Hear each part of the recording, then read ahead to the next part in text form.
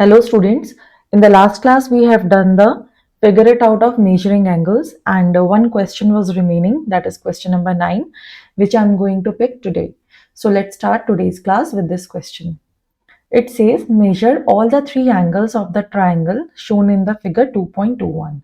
So in the figure 2.21 we have three triangles and we have to measure the every angle of these three triangles and then add up the three measures. What do you get?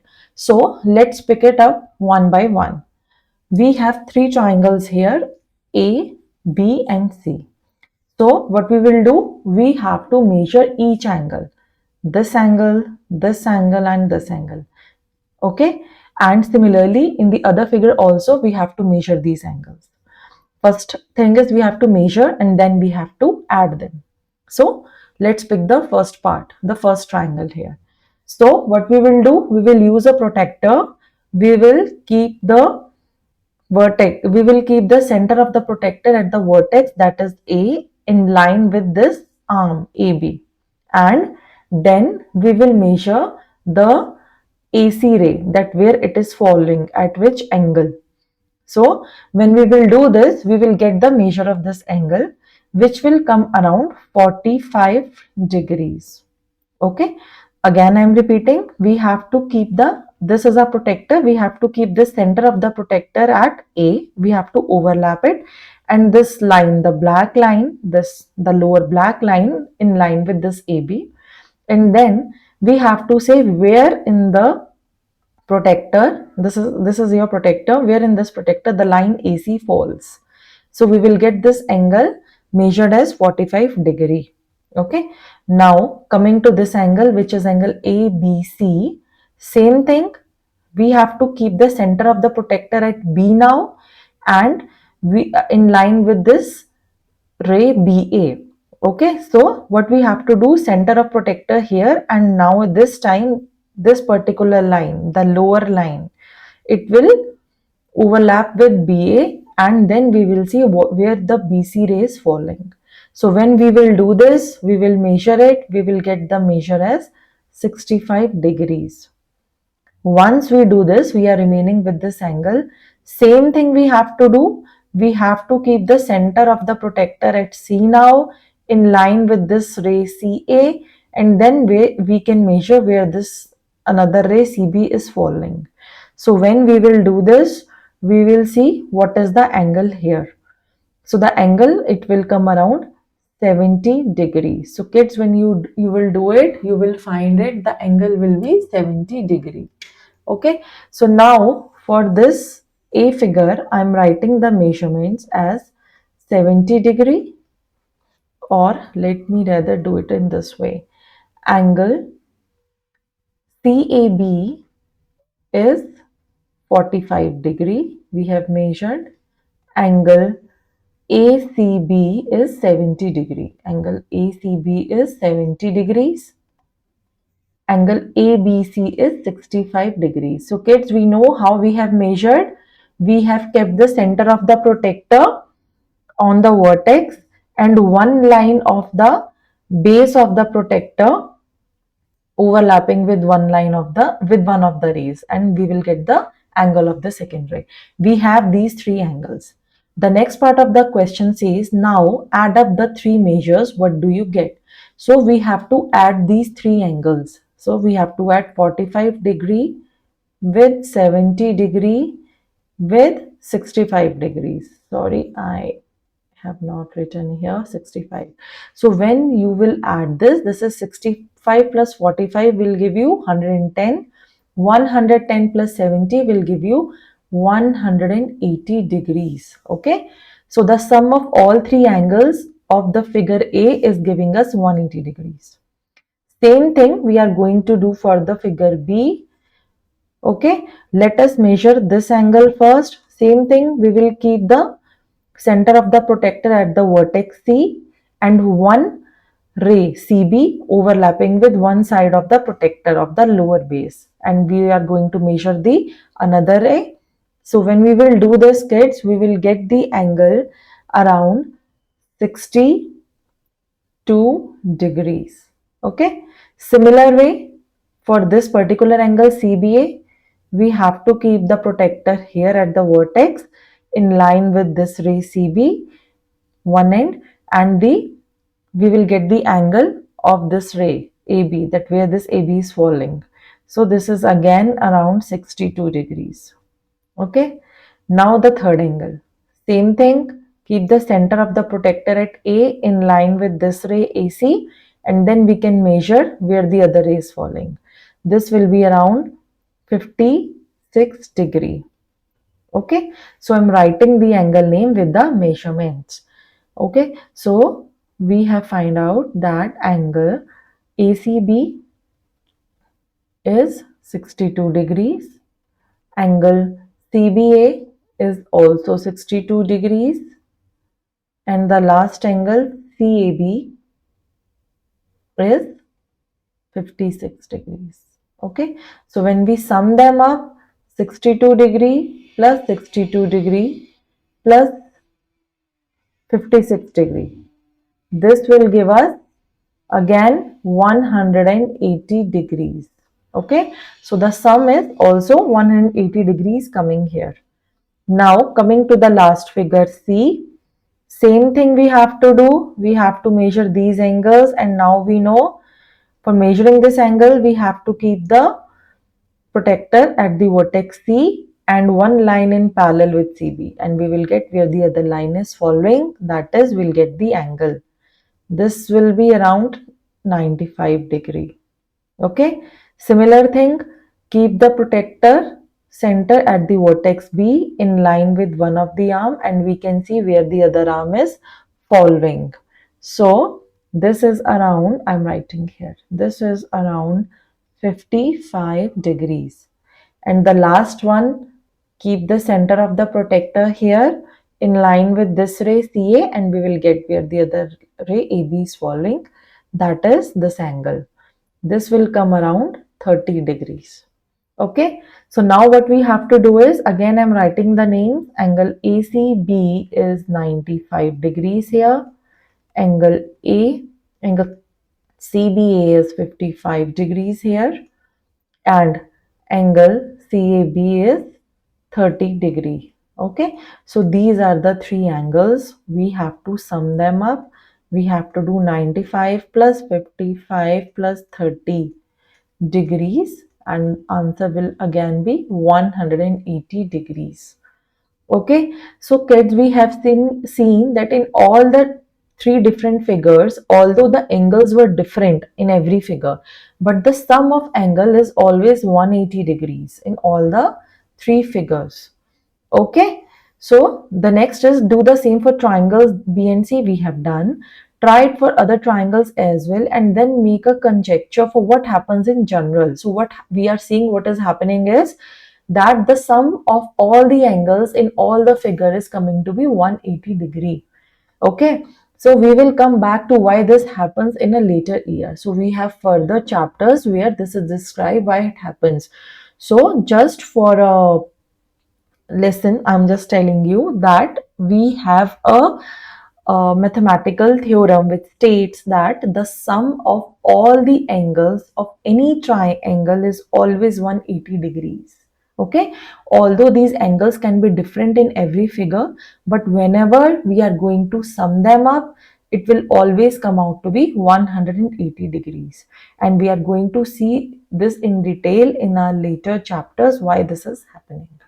Okay, so this is the end of figure it out of making angles, and we are moving further now.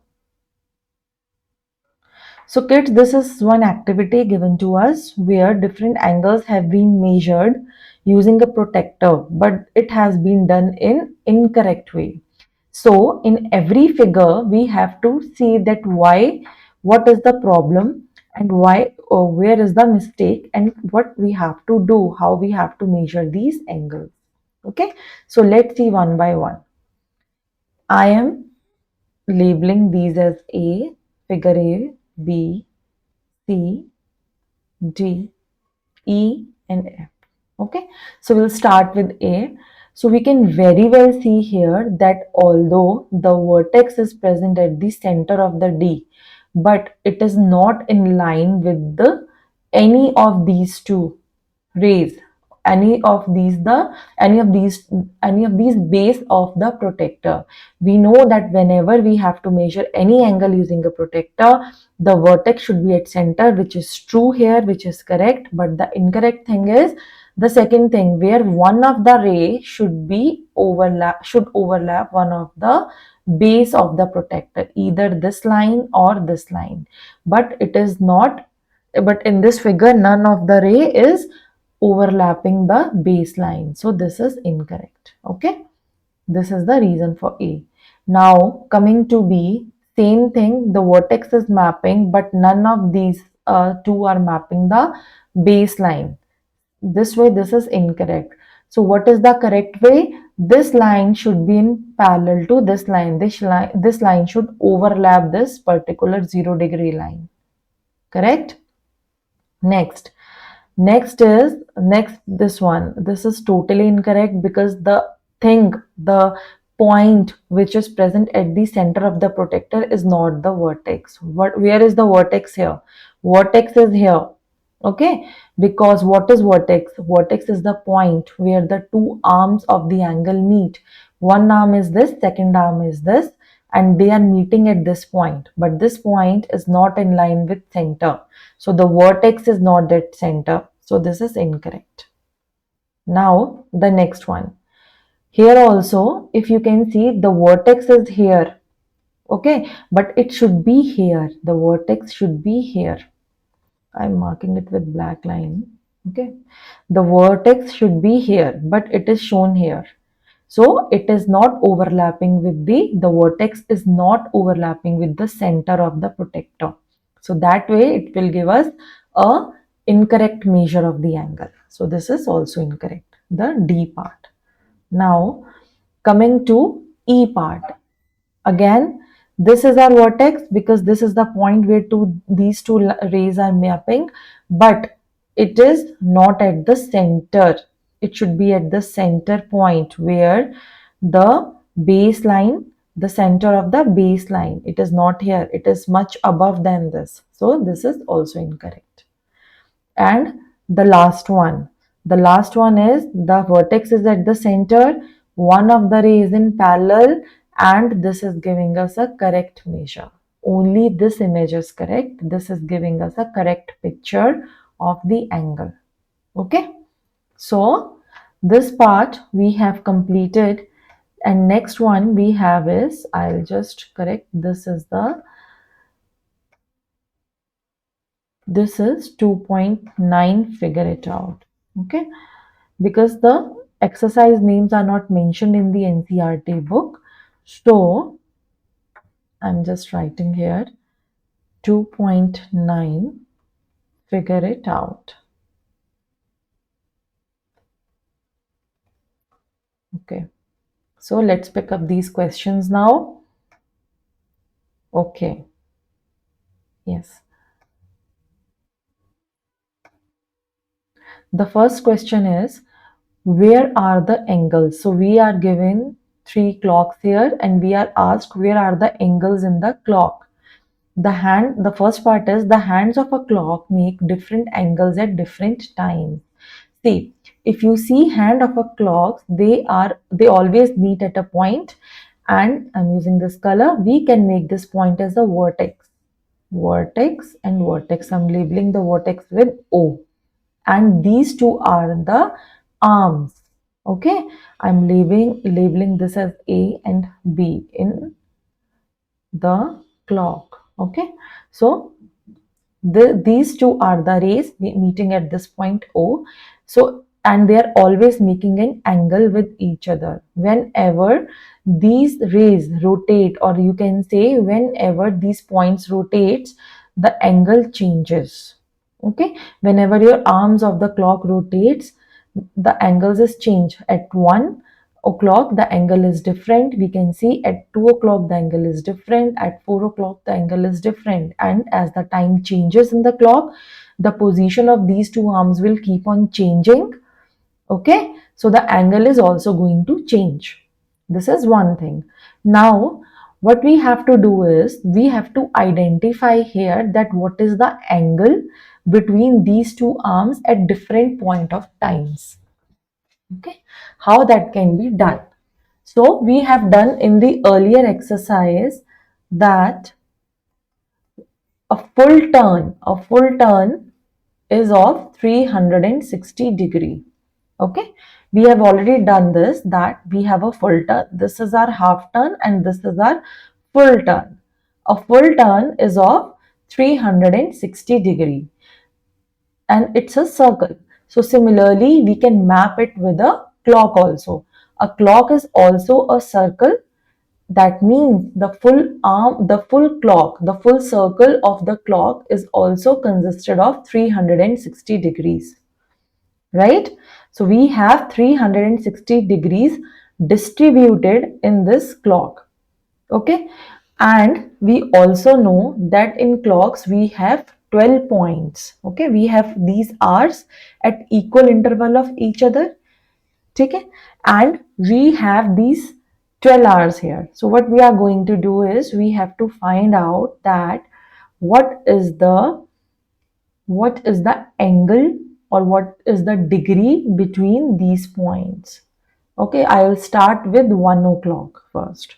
So before we find out 1 o'clock, we have to find out that what is the equal degrees here. We know that we have 360 degree distributed in this clock and it is distributed within 12 hours.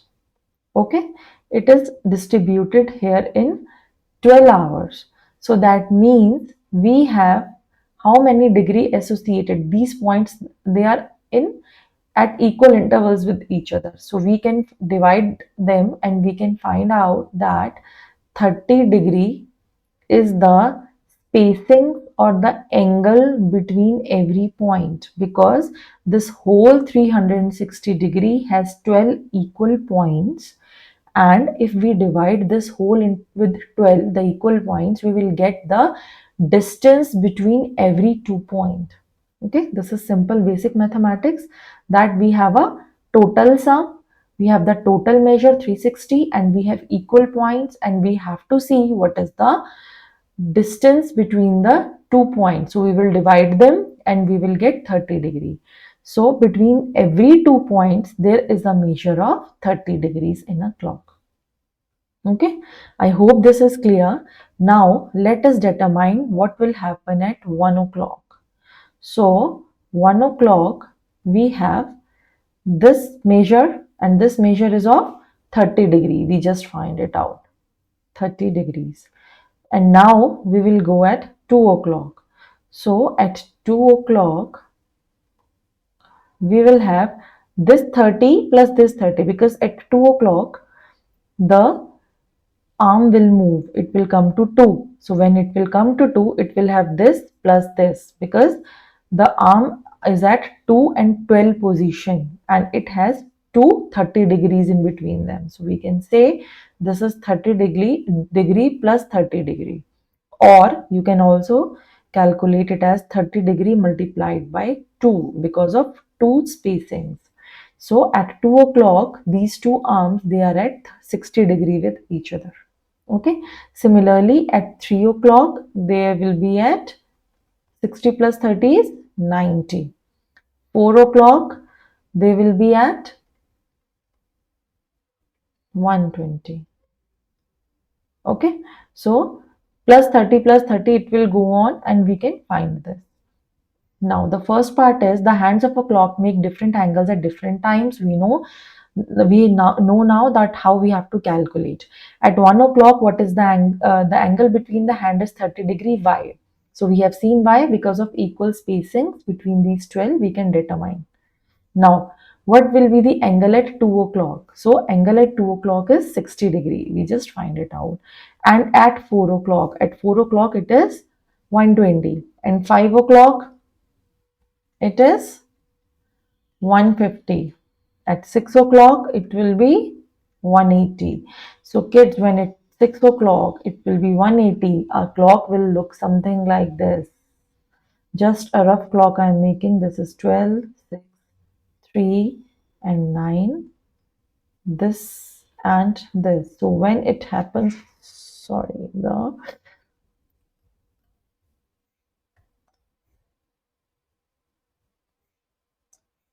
I'm just correcting it a bit. So this is this and this. So this is in 180-degree. If you see, this is a complete 360-degree circle. If we divide it into half, we will get 180. And 6 o'clock, these two arms, they are in line with each other. So they are making an angle of 180-degree with each other. This is something which we have done in the previous exercise. Okay, now explore other angles made by the hands of the clock. So this we have done for 4 and 5, and similarly you can find out more by adding 30 in every interval.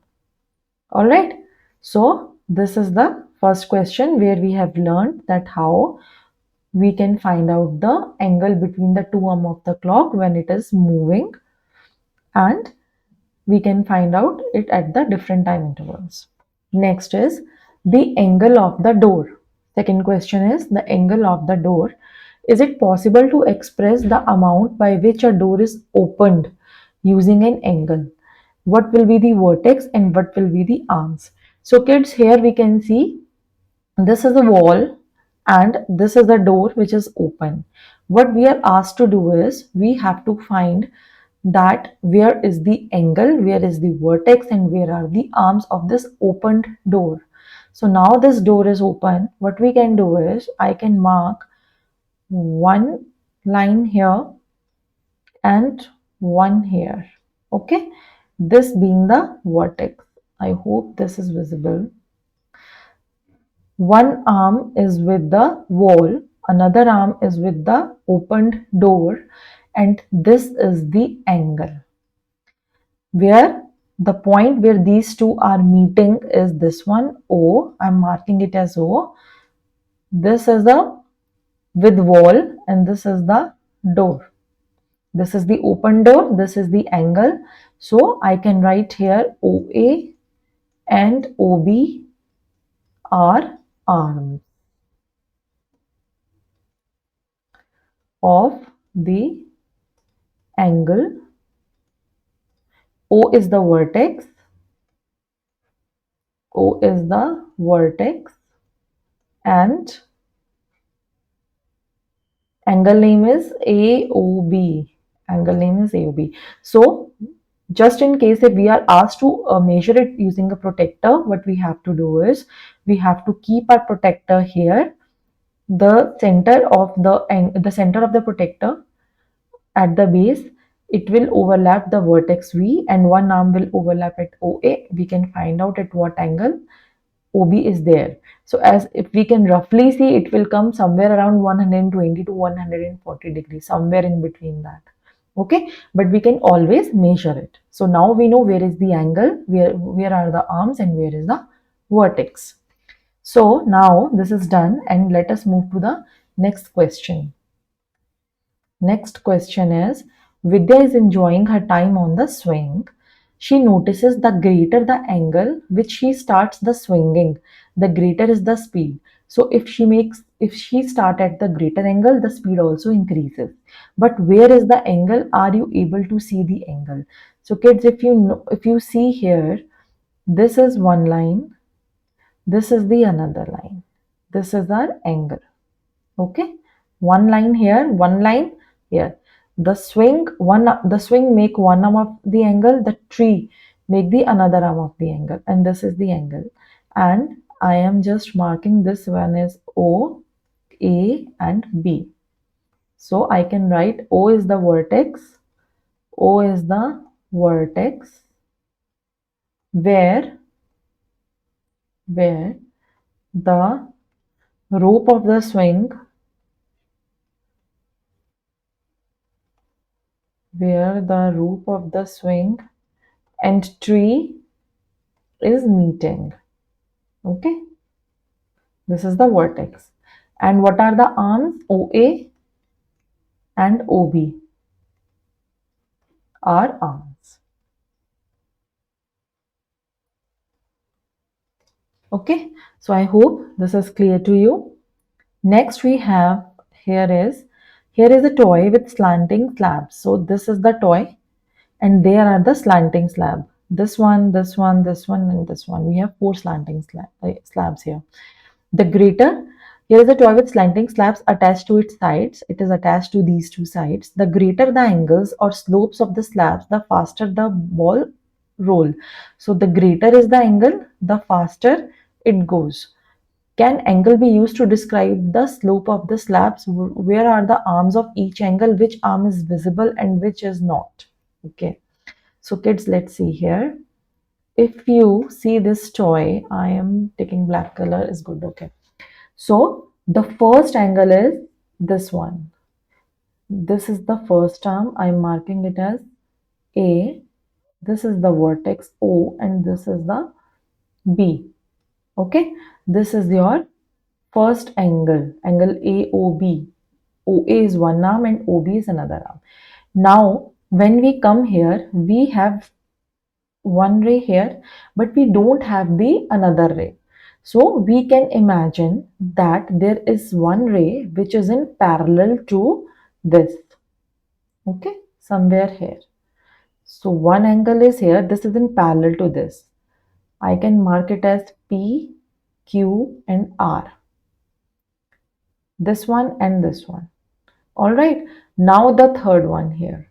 So in third one, this is one here, and again we can see that somewhere here we have another one, this. So I can mark it as S, T, and U. And in the last one, again, we can see one angle is here and the second imaginary again is somewhere here. So I can again mark it as some X, Y, and Z. So one in the very first one we had both the arms. In the second one we had one arm and one is imaginary, which we are making parallel to it. In the third one also we are making one imaginary parallel to the horizontal line of the toy, and in the fourth one also we have one imaginary and the second is given. So this was how we can see what are the different angles which are given in this toy, what are the vertex and what are the visible and invisible arms. Okay, so this is done, and next we have last question of this exercise. Observe the images below where there is an insect. So we have two insects here and its rotated version. Okay, so we have a snail and a ladybug and their rotated version. Can angle be used to describe the amount of rotation and how? Okay, so kids, if you can see here in the very first figure, I'm taking this as A and I'm taking this as B. We have snail, answer number 5. Okay, we have snail here. So snail is sitting in horizontal position. Observe the horizontal line touching the insect. This is a horizontal position. The snail, it is sitting like this here. Okay, and in the another one it is in the another direction. So can we say that here in this figure the snail has moved to 90 degrees, because earlier it was here and now it is here. It is making 90 degrees with the bottom, right? Because this was this line, horizontal line, it was 0 degree and now it is moved to here. The snail, it is moved like this and it is in vertical position. So the angle between this straight vertical and straight horizontal is 90 degree. So the snail has moved by 90 degrees, by 90 degrees. Similarly, if you see here for ladybug,